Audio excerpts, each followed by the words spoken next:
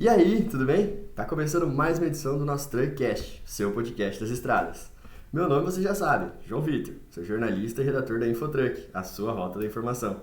E hoje, nosso Truckcast tem a honra de receber dois convidados, diretamente da Abicom, que ao centro, seu Sérgio Araújo, presidente executivo da Abicom. Seja muito bem-vindo, seu Sérgio. Bom dia, João Vitor. É sempre um prazer falar com vocês. Um bom dia para todos, para você e para todos aqueles que estão nos ouvindo. Pô, maravilha, é uma honra ter sua presença aqui, seu Sérgio. E Ian Urich, da Inteligência de Mercado da Abicom, Associação Brasileira dos Combustíveis, né? Então, Ian, seja muito bem-vindo, uma honra poder contar contigo. Bom dia, João. Bom dia a todos os ouvintes do Truckcast. E é um prazer da Abicom estar aqui com vocês. Pô, a honra é toda nossa. E você, ouvinte, não esqueça, já deixe seu like, ative as notificações, compartilhe o vídeo com a galera para ajudar a gente, hein? A gente sempre lembra que esse episódio tem o apoio da Azul Rede de Postos, que é uma parada de qualidade com tudo que você precisa na estrada. São 5 postos de combustível no Paraná, localizados em Cascavel, Toledo, Candói, Diamante do Norte e Marechal Cândido Rondon. Azul Rede de Postos, a sua melhor parada. E hoje, na nossa edição, a gente vai falar de um fator de extrema importância para o TRC e para o cotidiano, que são os combustíveis. Como são definidos os preços, principalmente do diesel, né, no nosso caso do transporte rodoviário de carga, a defasagem, o que é a defasagem, como saber se os combustíveis no Brasil estão mais caros ou mais baratos do que lá fora. A política de preço da Petrobras, a gente teve no ano passado uma mudança na política que geralmente levava muito em consideração o preço lá fora. Será que ainda leva em consideração o preço lá fora? Ou agora menos? Como o Ian e o seu Sérgio vão explicar pra gente? O Brasil pode ser autossuficiente em diesel algum dia? Então, todas essas dúvidas e muito mais você vai conferir na nossa edição, comigo, com o seu Sérgio e o Ian. Vem com a gente!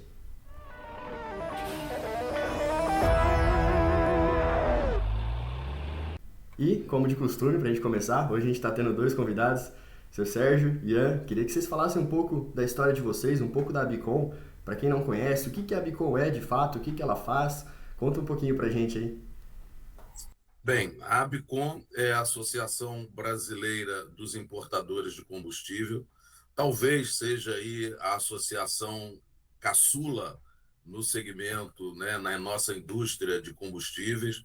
Ela foi fundada em 2017. Eu estou com a Bicom desde o seu início, desde outubro de 2017. Atualmente, nós temos 10 empresas associadas, empresas que tiveram a necessidade de criar uma importadora em função da legislação que existia naquela época, em 2017, para realizar a importação, tinha que ter uma empresa específica. Então, as empresas, principalmente as empresas distribuidoras regionais, para não ficarem fora do mercado, elas precisaram abrir as suas empresas importadoras e atraíram também outras empresas, né, multinacionais, empresas com expertise em trader, com atuação no mundo inteiro. Então, assim é feita a composição da Abicom hoje. Ah, maravilha. E Ian, quer comentar um pouco da sua história, de como você chegou até a Abicom? Fala um pouquinho para a galera. Então, estou nessa parte do mercado de combustíveis desde 2017 e eu fui para a Abicom, né, trabalhar junto com o Sérgio em 2021, né, no finalzinho de 2021. Então, se a Abicom é caçula, eu sou mais caçula ainda nessa parte dos combustíveis. Ah, bacana. E vamos entrar no nosso assunto, né, de fato, hoje, que é o preço dos combustíveis. A gente é um fator fundamental no setor do TRC, né, do transporte rodoviário de carga, e também no cotidiano, porque influencia diretamente na vida do todo brasileiro, praticamente. Então, eu queria que vocês comentassem para a gente um pouco sobre o preço dos combustíveis, como que eles são definidos, os preços do diesel, o preço da gasolina, como que se chega ao valor que ele é de fato nas refinarias, ao valor que eles saem na bomba para o consumidor, quais os fatores que influenciam, assim, que vocês podem comentar para a galera? Bom,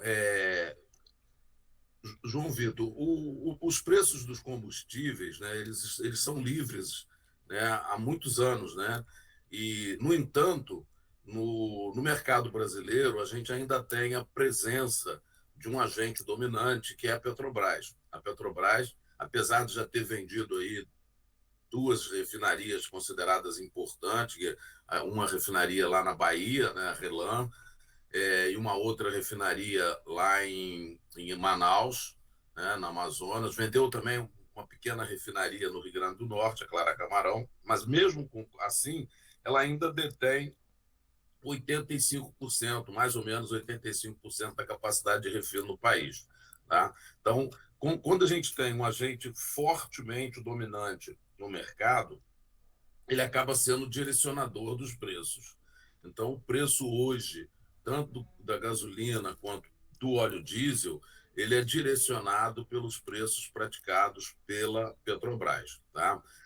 Como você falou, João,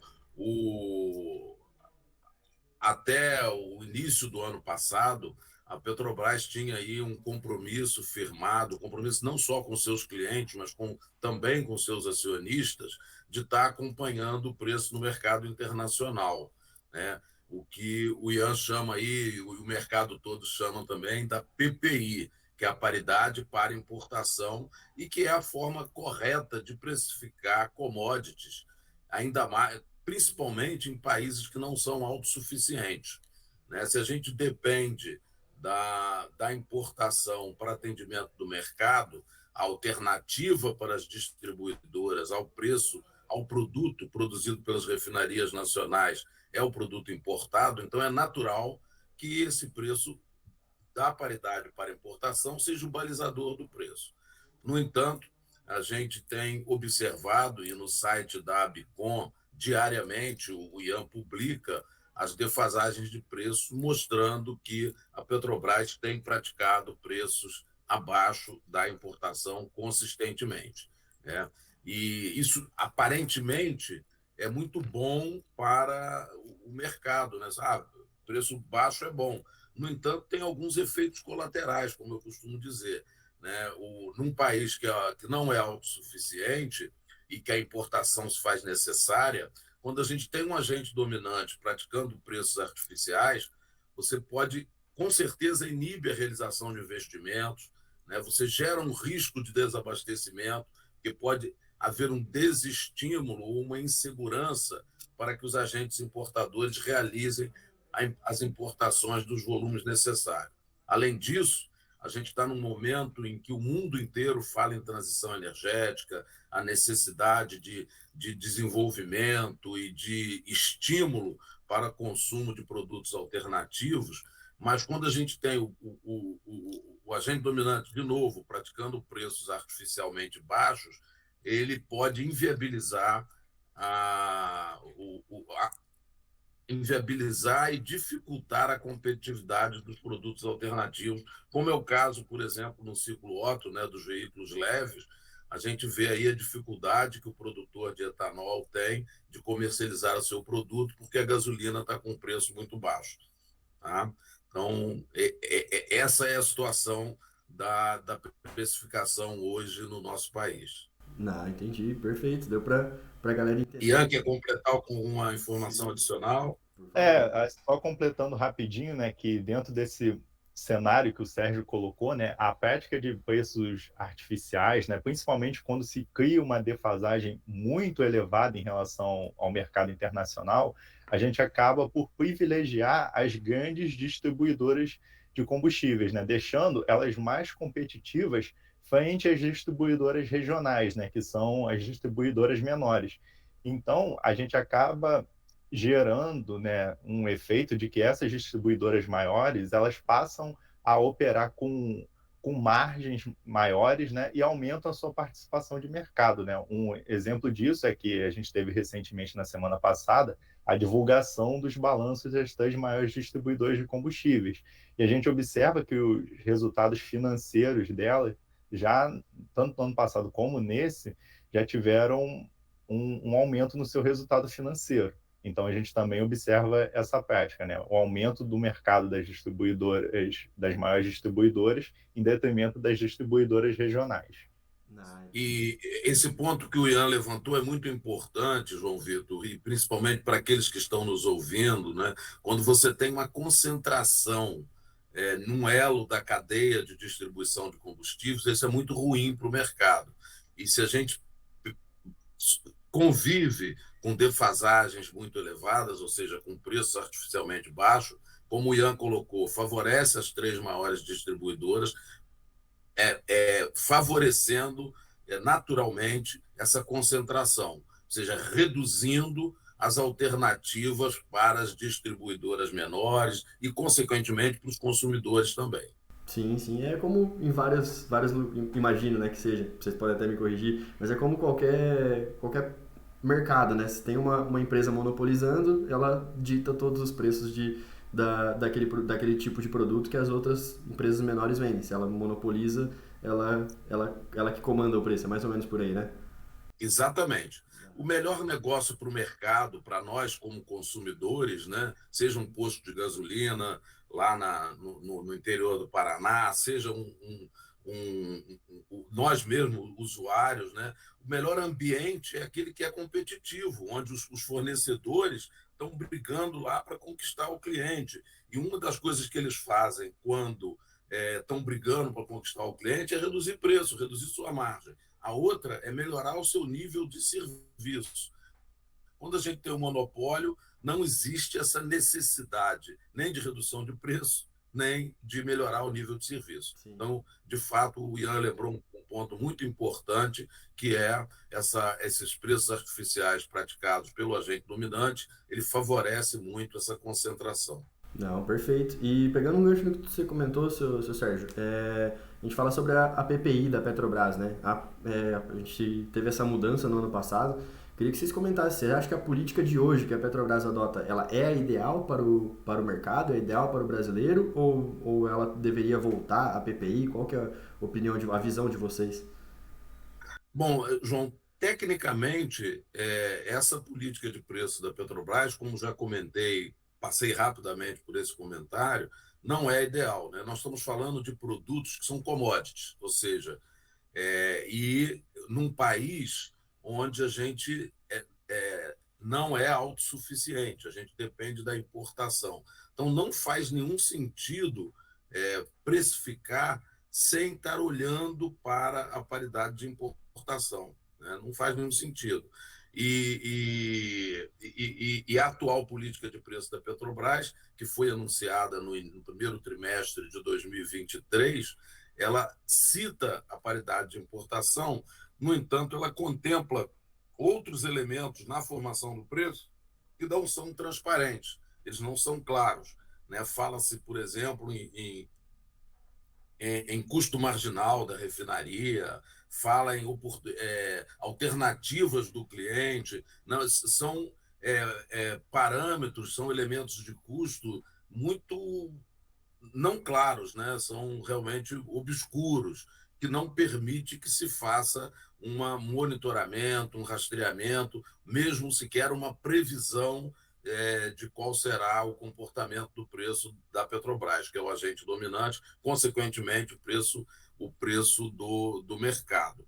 Né? Só para você ter uma ideia, a gasolina, o último reajuste, se não me engano, foi em outubro de 2023, o diesel em dezembro de 2023, a gente está um período muito longo sem reajuste e num momento onde aconteceram muitas flutuações no preço do mercado internacional, como também na taxa cambial, né, que é um outro fator determinante aí para a questão do preço, uma vez que nós estamos falando de commodities. Então, respondendo a sua pergunta, eu acho que a política de preço atual do agente dominante, que é a Petrobras, e que no final do dia reflete na precificação dos demais agentes, não é a ideal. Ela tem, em curto prazo, pode parecer bom para a sociedade, mas em médio e longo prazo é muito prejudicial. Não, perfeito. Ian, quer complementar alguma coisa?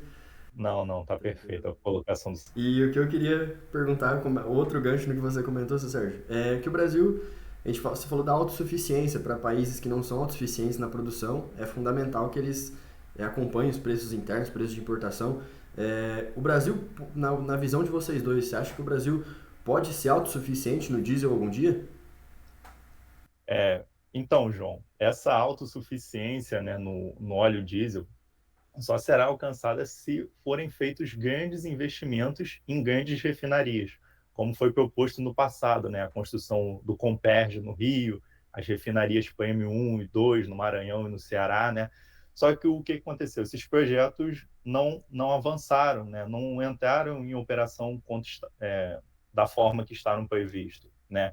E considerando que a gente tem um tempo longo, né, de mais ou menos aí 8 anos, né, entre o projeto até que a refinaria entre realmente em operação, comece a produzir, e que hoje em dia a gente observa no mundo que existe uma capacidade ociosa de refino, a gente observa que é mais vantajoso para o Brasil, nesse momento, mirar na transição energética, né? Fomentando o uso de novos e também avançados biocombustíveis, como é o caso do HVO, né? Você tem aí já a inserção do biogás em algumas transportadoras, do GNL, né?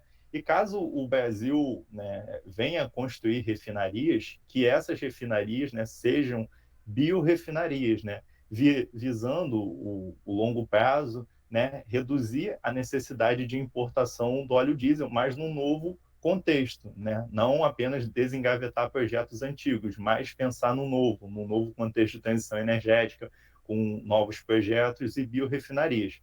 Porém, né, se a gente olha assim para os próximos 10 anos, né, até a EPE, que é a empresa de planejamento energético, coloca isso, nos próximos 10 anos, a gente não enxerga o Brasil, né, autossuficiente no óleo diesel, né? E nisso aí a gente tem que ter em mente uma visão assim que importadores e produtores nacionais, eles não estão disputando um cabo de guerra para atender a demanda, né? Os importadores atuam transformando matéria-prima em derivados, os produtores, desculpa, né, atuam transformando matéria-prima em derivados, e os importadores, eles atuam identificando déficit de suprimento ou janelas de oportunidade e oferecem os seus volumes de maneira a complementar os volumes dos produtores nacionais, né? Então, o mercado brasileiro funciona muito bem assim, né, há mais de 10 anos, né, com produtores oferecendo produtos, importadores complementando a demanda, e tem funcionado assim sem riscos ao abastecimento nacional, né? Então, são agentes que atuam de formas complementares. Essa é a questão sustentável é um assunto muito frequente hoje no mundo, né? Todo mundo falando sobre isso. E aí eu queria entrar no termo do biodiesel, né? O biodiesel é um dos combustíveis aí que a gente mais ouve falar nos últimos tempos. A gente teve um aumento recente na porcentagem de biodiesel presente no diesel. Eu queria, na opinião de vocês, queria que vocês falassem um pouco, vocês acham esse aumento, a questão do biodiesel em si, ele é mais benéfico, ele é mais prejudicial? A gente vê que tem os dois lados, alguns defensores do biodiesel, outros que são detratores do biodiesel. Queria que vocês falassem quais os pontos positivos, negativos, na visão de vocês, é muito bom o biodiesel para o setor do transporte em si, vamos falar assim? Então, João, o Brasil, né, ele é um grande expoente mundial, aí, tanto na produção como também no uso dos biocombustíveis, né? Aqui na Abicom, a gente defende o uso de todos os biocombustíveis no setor de transporte, desde que se garanta a qualidade e a competitividade dos mesmos, né? Então, assim, a gente considera muito que o CNPE, no momento de definir um cronograma de mistura do biodiesel ao óleo diesel fóssil, né, ele deve estar ouvindo todos os agentes, tanto os produtores como também os consumidores, né? A gente tem que levar em conta que no Brasil a produção do biodiesel ela tá muito concentrada nas regiões centro-oeste e sul. E aqui nós temos uma cadeia de distribuição que é longa e complexa. Então, a gente coloca que a gente tem que ter um olhar especial sobre a qualidade do biodiesel, não apenas no momento que ele sai da usina, mas sim ao longo de toda a cadeia, né, para que se mitiguem problemas de qualidade que possam estar ocorrendo, né? Ao mesmo tempo, né, como eu falei, a gente defende a inserção dos biocombustíveis, mas também a inserção de novos biocombustíveis na matriz de transporte, como eu já citei, né, e como tem o caso do HVO, que hoje está sendo muito discutido lá no Senado, né, no PL 528/2020, que é o combustível do futuro.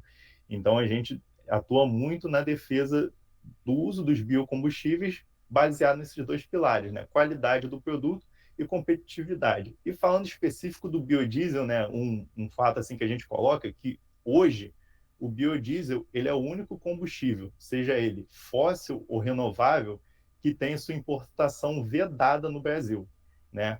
É o único, por incrível que pareça. E o que acontece? Em novembro de 2023, né, a ANP regulamentou a importação do biodiesel, né, depois de um longo processo que começou lá em 2019, com o estabelecimento do novo modelo de comercialização do biodiesel, né, foi um processo que ouviu todos os agentes, produtores, importadores, distribuidores, consumidores, né, e digamos assim, no apagar das luzes de 2023, lá, acho que segunda semana de dezembro de 2023, o CNPS se reuniu e proibiu a importação do biodiesel, né? Então a gente coloca, né, que o Brasil precisa avançar para eliminar essa reserva de mercado, né? E a gente coloca, como eu falei, o Brasil é um grande produtor de biodiesel, é um expoente mundial nos biocombustíveis. E a gente coloca que essa importação do biodiesel, ela só efetivamente vai ocorrer se for conveniente até mesmo para os próprios produtores nacionais, né? Visto que aqui a gente tem uma elevada disponibilidade da matéria-prima do biodiesel, uma elevada disponibilidade de mão de obra. Mas, assim, é preciso que se caminhe para eliminar essa reserva de mercado, né? Que se garanta a contestação dos preços praticados internamente pelos produtores. Então, a gente vê que o biodiesel precisa caminhar nesse sentido rumo a uma maior competitividade com a liberação da sua importação. Perfeito. Com certeza deu para a galera entender bastante aí sobre essa questão do biodiesel, que é um assunto que a gente tem tratado bastante ultimamente aqui, né, no setor do transporte, pensando na sustentabilidade. E, gente, a gente, infelizmente, tudo que é bom passa muito rápido. Gostaria que a gente tem só mais alguns minutinhos. Queria agradecer a presença de vocês, mas antes, a gente tem uma tradição aqui no Truckcast, que é a gente sempre pede para os nossos convidados, né, tem tanta experiência no mercado, tanta experiência no assunto, queria que vocês passassem uma dica para quem tá começando no setor, seja no setor do transporte, no setor dos combustíveis. Pode ser uma frase, um livro, um filme, uma situação que vocês passaram, que vocês podem deixar de dica aí para os nossos ouvintes. A minha recomendação é buscar informação. Eu acho que a informação é o alavancador de negócio, é que dá segurança para que você tome a decisão correta. Buscar informação de qualidade, ouvindo aí os seus podcasts e outros podcasts que vão tratar de assuntos de interesse do seu negócio. Hoje, a comunicação está muito facilitada com a rede social aí, então a minha recomendação é essa: fique atento, procure informações sobre o seu negócio, não especificamente ou não somente do seu negócio específico, né, olhando para dentro, mas principalmente olhando para fora. Quais são os impactos que um concorrente pode trazer, um novo produto, né? Enfim, é estar informado e, quando sentir necessidade de aprofundar em algum assunto, não ter receio de perguntar, de procurar pessoas que estão há mais tempo, que têm uma experiência diferente. Não, perfeito. É a era da informação mesmo, né? A era de buscar conhecimento. É isso aí. Conhecimento nunca é demais. Então, Ian, quer deixar algum recadinho para a galera também? Basicamente o que o Sérgio falou, né? Sempre busquem conhecimento, sempre busquem se atualizar, né? Olhem não somente o mercado que vocês estão inseridos, mas procurem buscar experiências de outros mercados, né? Ferramentas de outros mercados que podem também ser úteis para o seu trabalho, mesmo que pareça ser totalmente diferente no início. Sim, perfeito. E, gente, então a gente vai ficando por aqui. Quero agradecer demais a presença de vocês, Sérgio, Ian, por toda a parceria. Obrigado por ter conseguido disponibilizar esse tempo para estar participando aqui com a gente do nosso Truckcast. Para nós é fundamental ter uma autoridade como a Abicom, assim, tá falando aqui, passando um pouco para a galera, para entender de fato como funcionam os preços dos combustíveis. E também queria deixar as portas aqui do Truckcast sempre abertas para vocês. Muito obrigado, viu? Obrigado, João. Para a gente é sempre uma honra, né, ter recebido aí esse seu convite. Eu tenho certeza que estou falando por mim e pelo Ian, estamos sempre à disposição, a Abicom está sempre à disposição e temos interesse, em linha do que eu estava falando, de saber quais são as necessidades, as curiosidades do mercado como um todo. Conte sempre conosco e um bom dia para todos aí. Então, você ouvinte, se você gostou, não esqueça, deixe seu like, siga a gente nas redes sociais, @truckcastbr. Estaremos sempre aqui, sempre semanalmente, com muitas novidades e informações sobre o setor do transporte e muito mais. Até a próxima e grande abraço!